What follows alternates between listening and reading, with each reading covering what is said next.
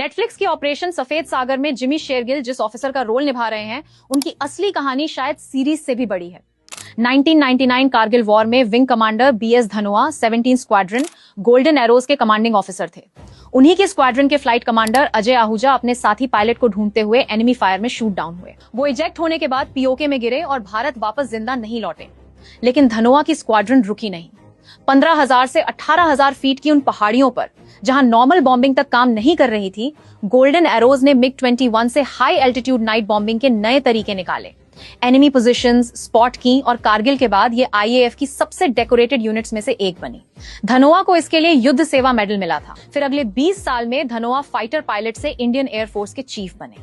और फिर पुलवामा के बाद 26 फरवरी 2019 को सुबह करीब 3:30 जब धनोआ एयर चीफ थे, तब इंडियन मिराज ने एलओसी ही नहीं, पीओके भी पार किया और पाकिस्तान के बालाकोट में जेईएम फैसिलिटी पर सर्जिकल स्ट्राइक की।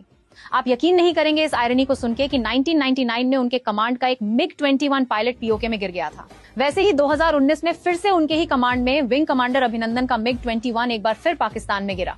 वो कैप्चर भी हुए, लेकिन इस बार पायलट जिंदा भारत वापस आया। और कुछ महीनों बाद रिटायरमेंट से पहले धनोआ ने अपनी आखिरी ऑपरेशनल मिग-21 सॉर्टी उन्हीं अभिनंदन के साथ उड़ाई।